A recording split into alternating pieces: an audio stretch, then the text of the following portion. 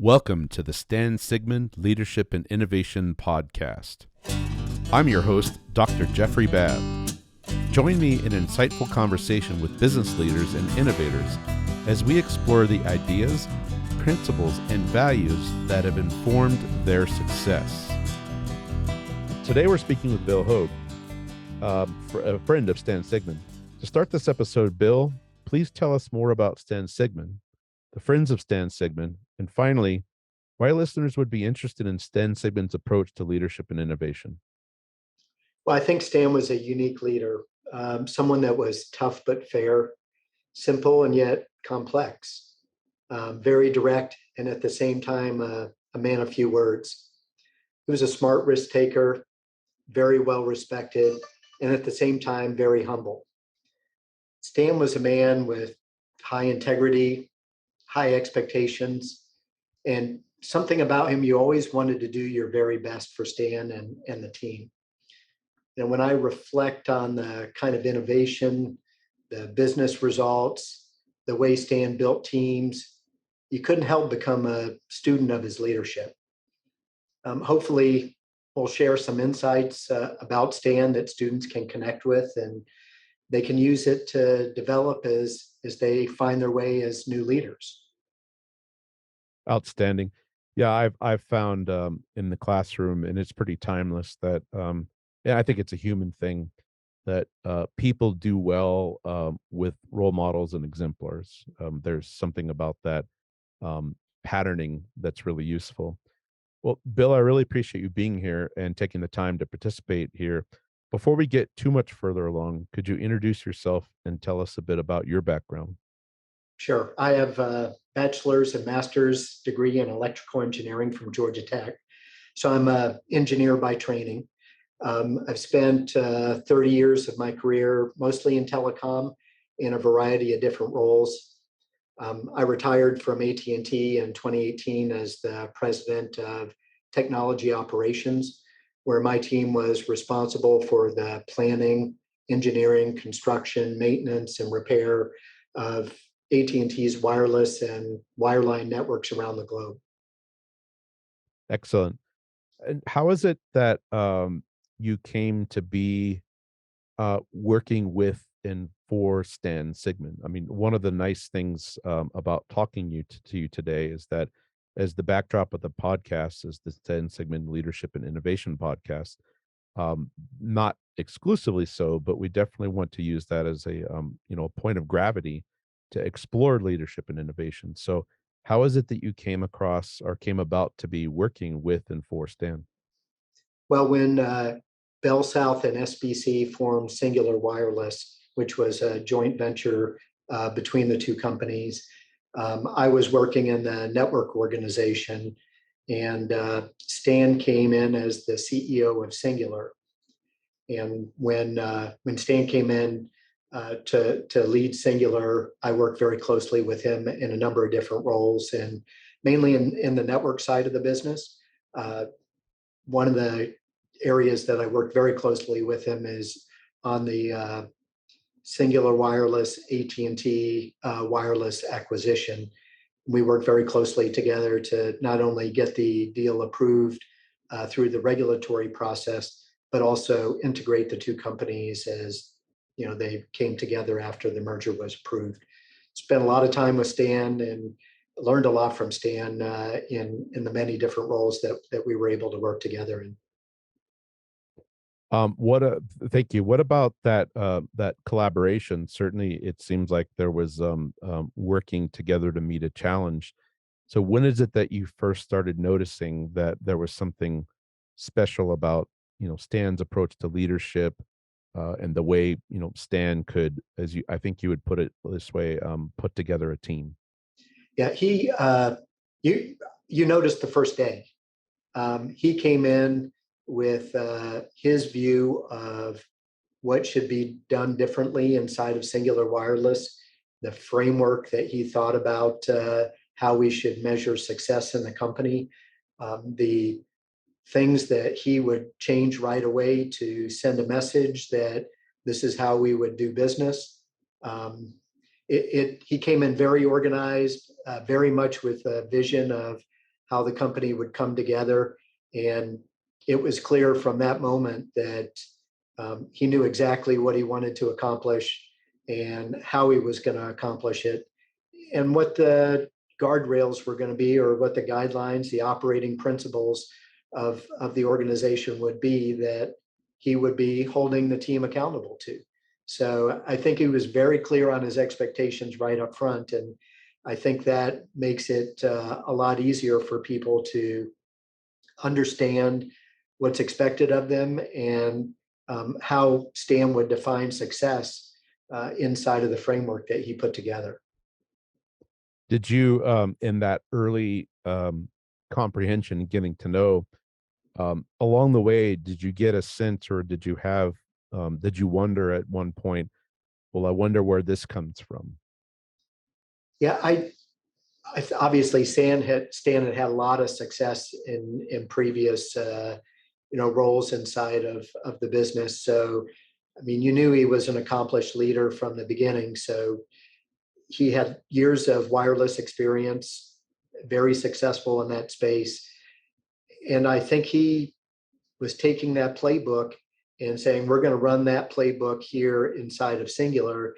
And there were a lot of things that didn't fit inside of the playbook that he wanted to make very clear aren't going to be the way we do business, on a go forward basis, and things that needed to be added to our playbook that we weren't using at the time.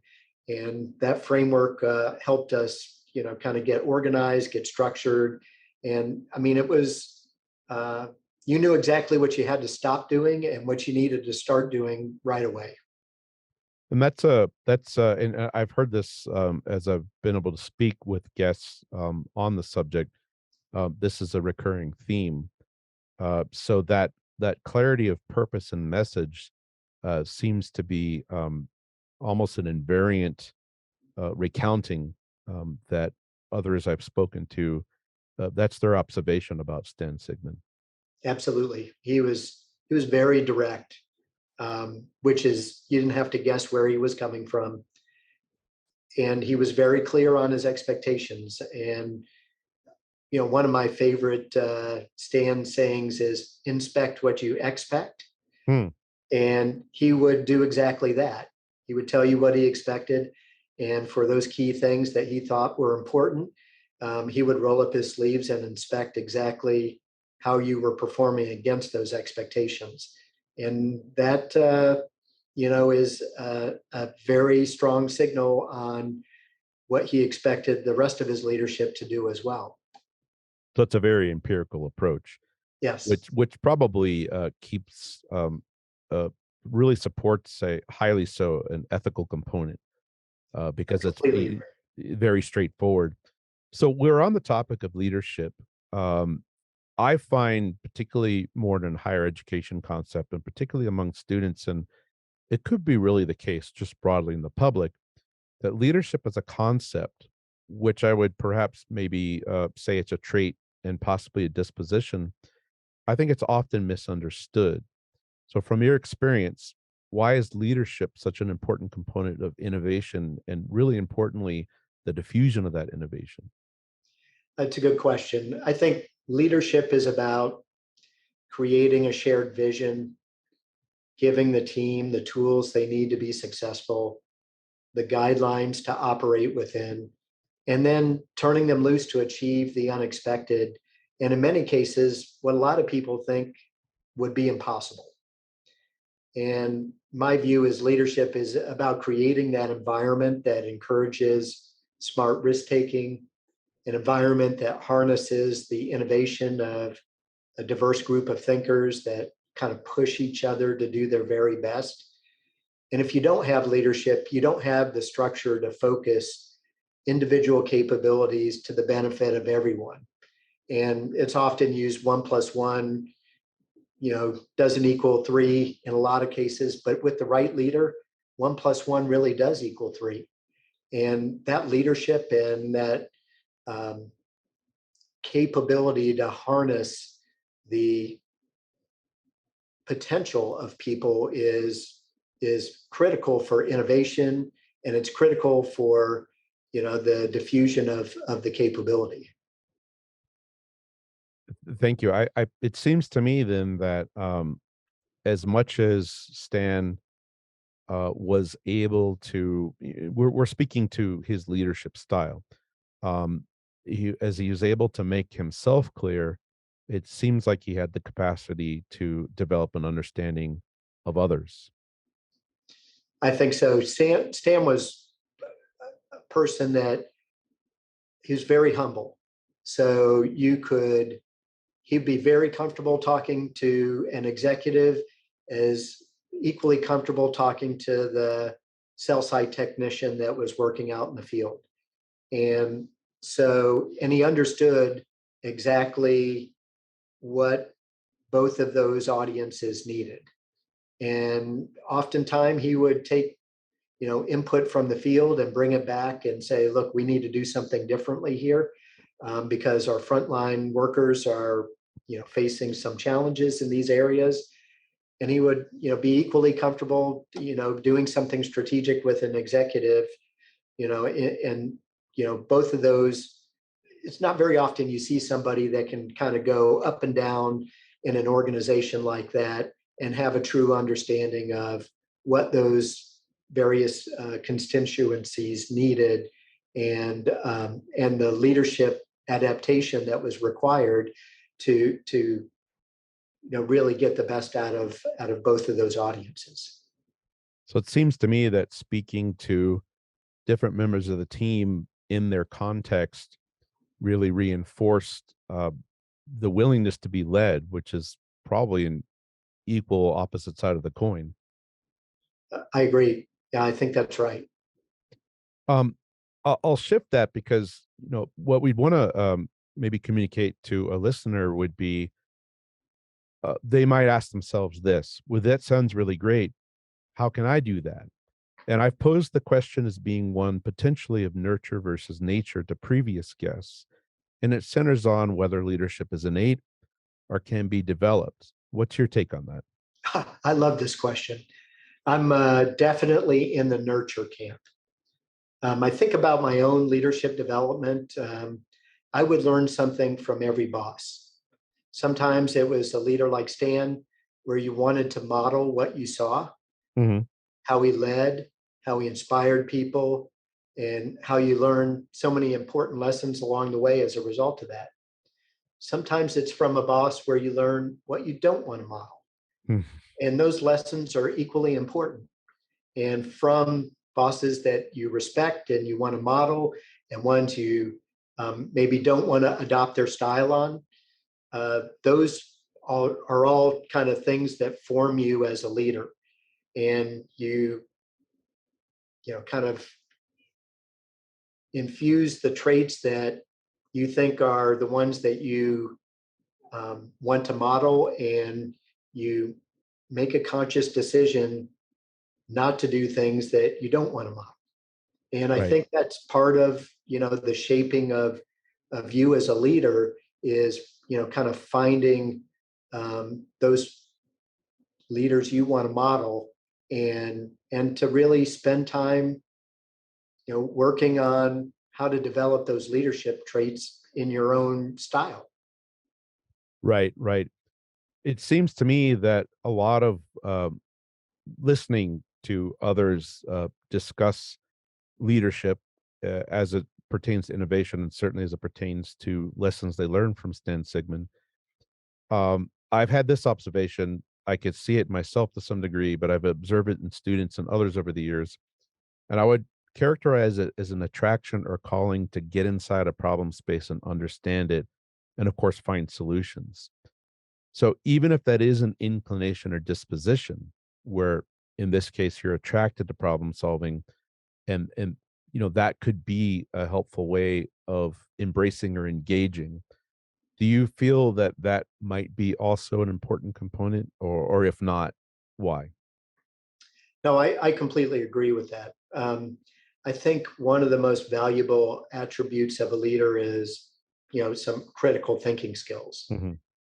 dissecting a problem, using data to guide your decision making, looking at problems through multiple lenses, having an open mind to all possible solutions. some people are just wired that way. They want to know how things work, the way they do. They have an, I'll call it intellectual curiosity. Hmm. Um, and that's one of those, I'll call it natural attributes that enable a person to be a very good leader in a particular area. And so I think it's a fair point that, although leadership can be developed, there are certain attributes that, if they're innate in a particular person, it becomes kind of the nucleus of what you build around. Hmm. Well, do you think I've observed that as well. I think some of the problems I encounter, let's just say among students, but I think it's a human problem, is if there's not a mental model for leadership, or there's usually a received model that says, it's being the boss and telling people what to do. But it seems that staying dedicated to the solution space, into performance, it seems like it's a habit or disposition that could be practiced and learned, like possibly any other skill. Absolutely. I think there is, uh, again, this kernel of what you are as a person, where your natural tendencies go, and you kind of build on that kernel to be your, I'll call it authentic self. Sure. You can, I would never be a Stan Sigman. That's not my authentic self. Hmm. But I look at attributes that I saw in Stan and said, how would I adapt those to fit my authentic style and where my natural strengths are? And Right. I think that and it's work. You're exactly right. You have to work on that. You have to be consciously dedicated to developing that capability in yourself, and to be, I'll call it intellectually honest with yourself, where you don't meet your own expectations. Right. And Right. when you look at that and you're willing to look in the mirror and say that wasn't my best effort, or I could have been a better leader in these areas, or I could have exercised more of this particular attribute that I've seen a leader I respect exhibit, then those are all opportunities to go to work the next time. And again, as you said, be dedicated and purposeful about, building that capability as a leader. Good. I think we're if I could transition the sport a bit, it seems to me then that there is there's a mindfulness to this. There's a focus to this. So this makes me recall a point in my own journey, when I was working my PhD. My PhD advisor at the time reminded me, that serendipity favors the prepared. So, what does preparation for success and leadership entail, in your opinion? Yeah, that reminds me of one of Stan's favorite sayings, that a job well planned is a job half done. Uh, I think it takes a good plan to put you in a position to succeed. mhm. But at the same time, you have to execute, and you have to know what those early leading indicators are that tells you, it's time to adjust the plan before it's too late to succeed. Right, right, And so, there's you almost have to, again, it's this idea of understanding what those milestones are, the mile markers as you go through this journey, and say, okay, am I where I thought I would be, as I'm, preparing for success in leadership? And if not, what do I do to course correct? Where do I need to focus and put more energy where maybe I'm not accomplishing the results I hoped I would accomplish at this stage of my mile marker? And I think part of that is really having a good plan, but it's, equally important to course correct and execute on, what the feedback of individuals are telling you, your success in your own personal assessment of leadership, your peers, what they're telling you. All of these are, kind of feedback loops for you to understand, are you on the right track? or where do you need to adjust the plan? Does that make sense? Oh, it does. It really, I think, I called it mindfulness earlier, but what I hear you saying is this is also a reflective mechanism or dynamic, which is part and parcel of a self awareness, which is vital. Um, that's a good segue to kind of the next portion we want to get into. And I'll give the lead in by reminding the listener that a year ago, the Friends of Stan Sigmund and West Texas A&M University and the Paul and Virginia Engler College of Business hosted an inaugural Stan Sigmund Leadership and Innovation series on campus here. And the featured guest at the time was Ralph De La Vega. And as Ralph was preparing for that event, along with Paul and Mark, who I've had as the guests in the previous episode, they had developed a core set of values and principles that are reflective of Stan's approach to business. And what I'll do, maybe just for the benefit, for our benefit and in the listener, the principles list they had come up with at the time were authenticity, integrity, accountability, teamwork, execution, people, communication, empathy, respect, and vision. In preparation to speak to each other today, you had selected execution as a principle to focus on. So I think I'm starting to get an answer to this by listening to you. But the question is, why is execution so critical to leadership and innovation? Well, I think there are a lot of great ideas, a lot of plans that have been built over the years that never realized their full potential because of lack of execution. When you look at innovations that have been, kind of true game changers, you can see that leadership and execution play a key role. I mean, it's fairly obvious. It's the right vision, it's the right people, it's overcoming adversity, it's pivoting when you're on the wrong track, it's problem solving along the way. All these are attributes of good leadership and execution. And Sorry, go ahead, please. go ahead, please. No, what I was going to ask, just to clarify, is so we're speaking to um, innovation, leadership, execution, which is doing what to elaborate. What I'd ask you to think about too is, so what can a listener, particularly a student, understand about doing and failing? Yeah, there's a lot of lessons in failure too. I mean, when you're executing as a plan as a leader, you need to focus on those vital few areas that are critical to success. Roll up your sleeves and inspect them to make sure that they're going according to plan. But things don't always go according to plan, and sometimes you don't get the results you expect.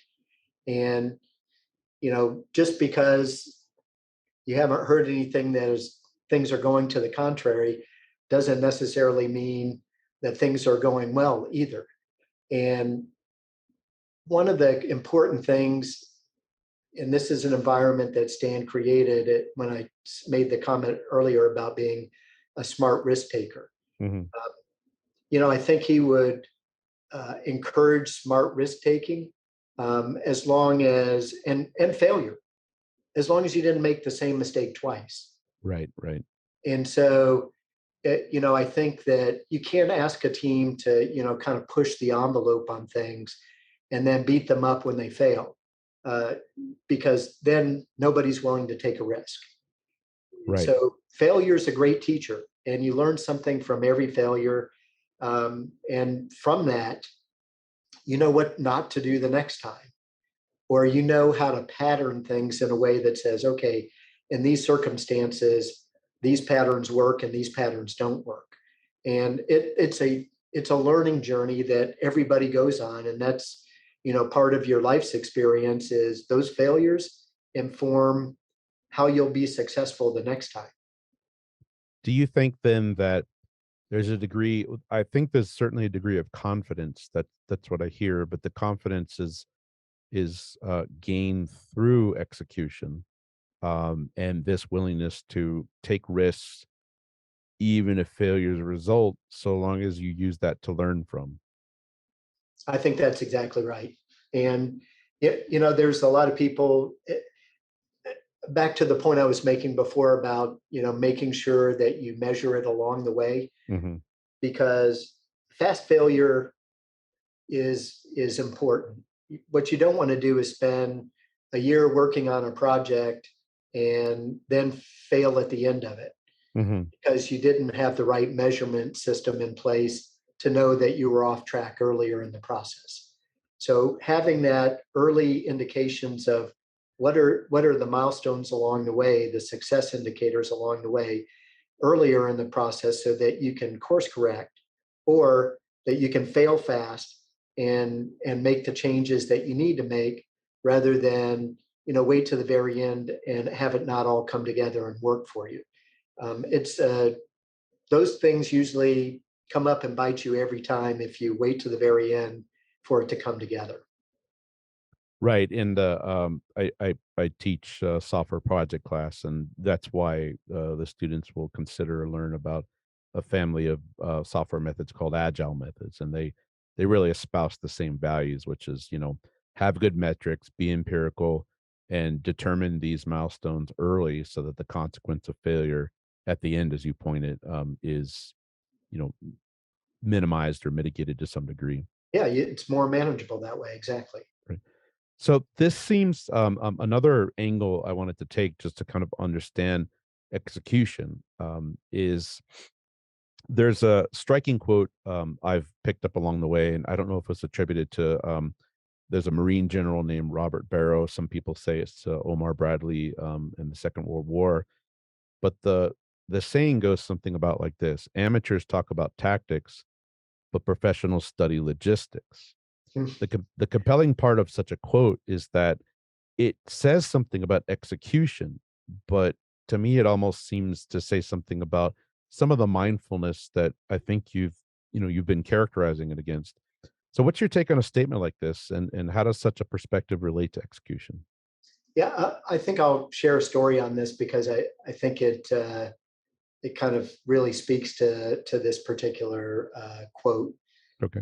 When Singular acquired AT&T Wireless for $41 billion, which at the time was the largest all cash deal in history, I was leading the integration team, working for Stan and Ralph, and we had a vision to provide an integrated new company experience for our customers before the holiday selling season.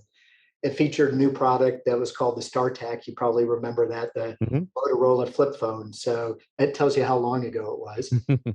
But we had, meticulously planned the day one experience. But the close of the deal kept being delayed, which was, putting extra pressure on constantly refining the execution plan over and over. On the night before day one, this customer experience, after our retail stores closed, late at night, we completely rebranded every AT&T wireless store, installed new point of sale software, and had completely new merchandising set up for over 2,000 retail stores overnight. And the employees, not just store employees, but employees at headquarters, employees in almost every organization, volunteered and were assigned to a store to pull this off. And they worked well into the night to make that all happen.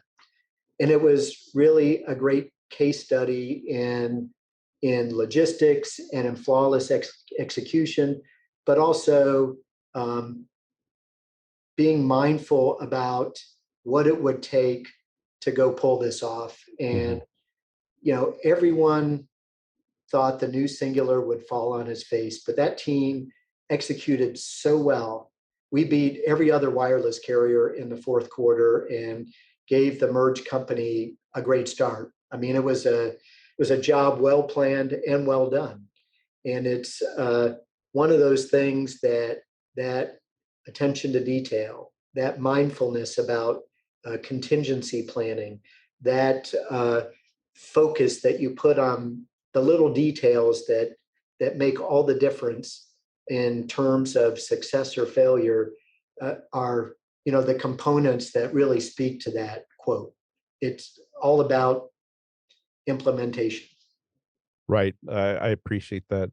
That makes quotes like that um, make more sense to me, and that's when I react to execution as a broader concern. That's what kind of came to mind to me.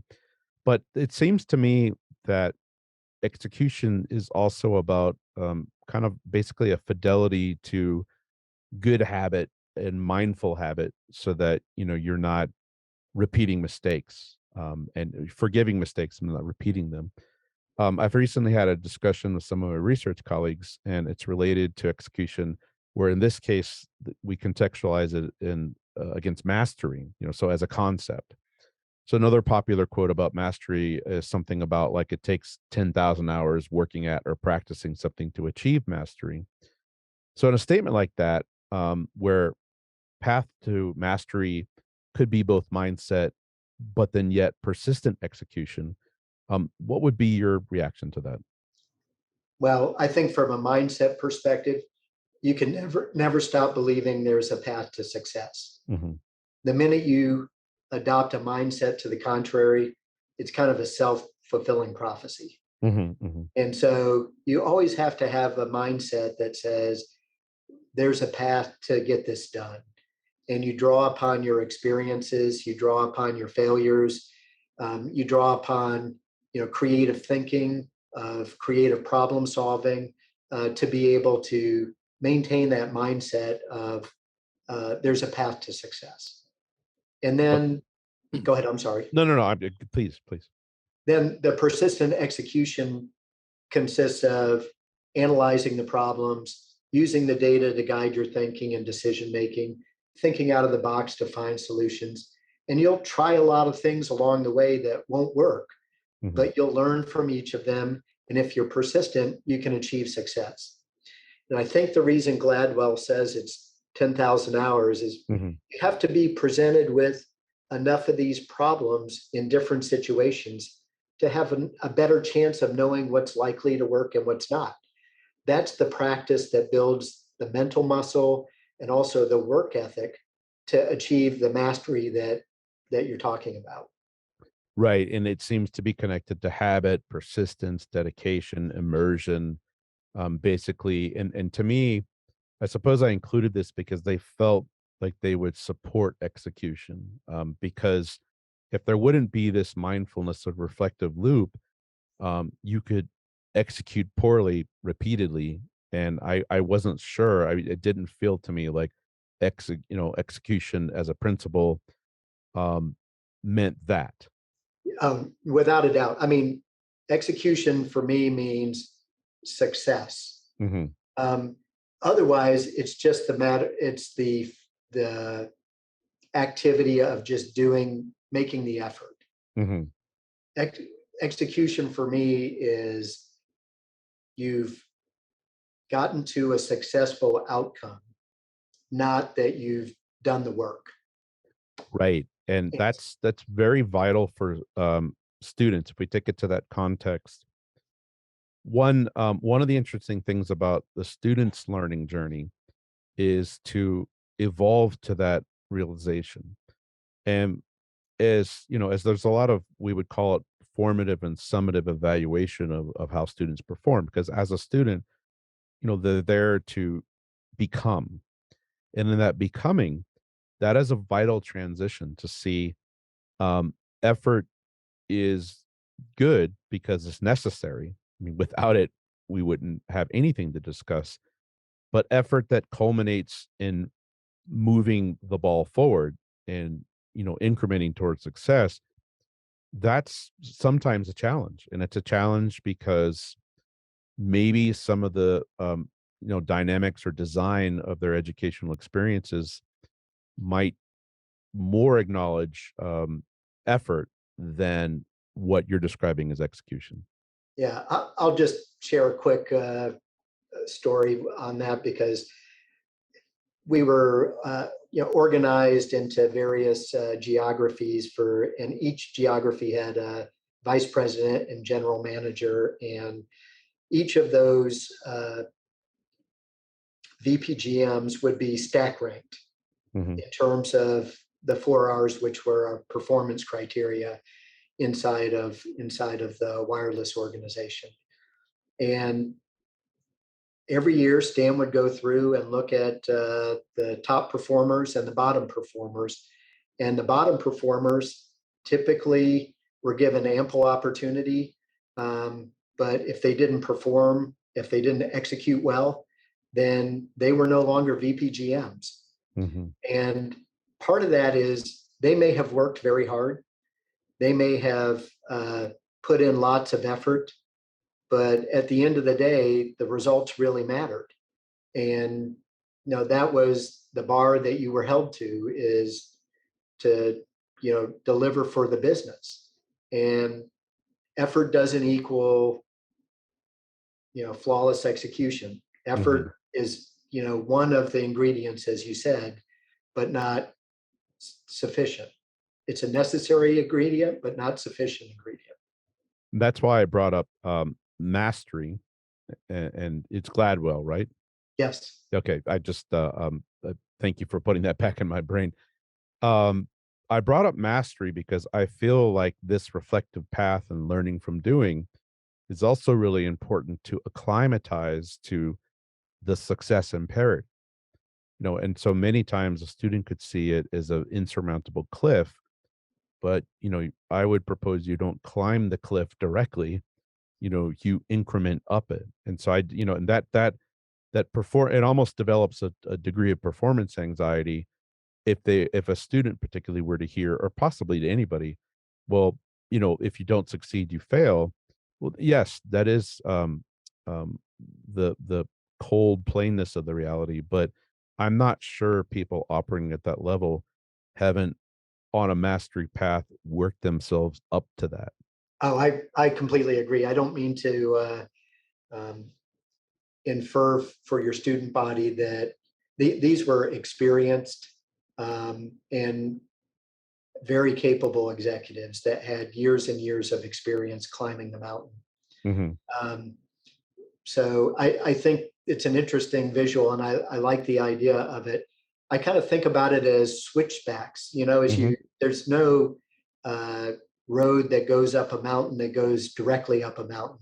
Mm-hmm. It typically goes, in different switchbacks along the way until you make it to the top of the mountain. And that implies that there's not a quick path to the top of the mountain. It's a long and winding path to the top of the mountain, but there's a reason for that, because if you try to go straight to the top of the mountain, more than likely you'd fall off the mountain. So there's a reason they design them that way, because there aren't too many people that can go straight to the top of the mountain. It takes a winding road of experiences and 10,000 hours, if that's the magic number, for you to develop the experience, the wealth of knowledge that's required, the practice, the intentional thinking and reflectiveness, as you've put it, Mm-hmm. to really improve yourself to a level that you're able um, to achieve success. Right, and I in kind, I do like the switchback, and that definitely helps with the, you're going to inch up the mountain, but that's very useful in disavowing what's easy in a casual comprehension to see success as some rocket to the top, and maybe that makes for good stories, but it doesn't seem to be the case at how most people scale the mountain. And I think that's an important calibration for anybody contemplating the subjects we're discussing. Let's go ahead and kind of move on to contextualizing some of the leadership and innovation series goals and objectives we have, where the big motivation behind the Stan Sigman Leadership and Innovation series is to allow aspects of Stan's experience, his story, to resonate with others, to inspire, to motivate. So I had read the list previously. I could read it again. Let's see. It would be, because I'll just edit this out.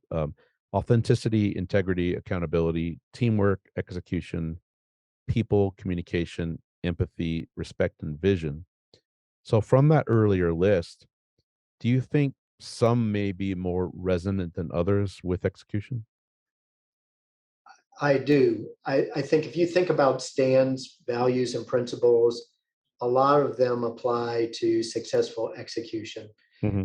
You think about, I have a visual of execution at the center, and the principles of vision, communication, people, teamwork, accountability, integrity in kind of a circle around them. Hmm. And I view them as, the most complementary. Not to say that the others, if you had, aren't important, but if you had to pick some key ingredients, I would say those are the ones, because you can't execute without a good vision. Hmm. You've got to be capable of communicating that vision broadly with the team. You have to have the right team on the field in terms of people, and they have to work together as a team to achieve success. They need to be held accountable so you achieve the results, but you want to achieve the results in the right way, in one in which you've done the right thing for the right reasons, where the integrity piece comes in. So I think all of them are complementary in that regard.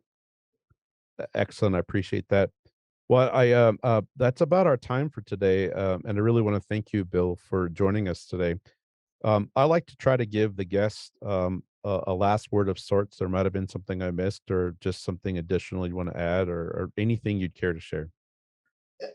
I've had the good fortune to work with Stan on a number of game changers, the singular merger we talked about, the iPhone launching 3G in the US.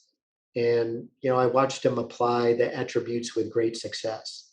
And I wanted to model a lot of those same behaviors. And I hope the listeners will appreciate how those attributes helped us execute, sometimes under some pretty difficult circumstances. I hope the students will find a leader like Stan, or a professor that they respect, and try to learn and grow as leaders like Stan helped me grow. Great. Thank you so much, Bill. I appreciate joining us here today. It's my pleasure. Thank you for having me. Thanks again to Bill Hogg for being our guest today on the Stan Sigmund Leadership and Innovation podcast. I really enjoyed our conversation on execution, and I find that I better understand its vital role in leadership and innovation. I'll see you again in future episodes.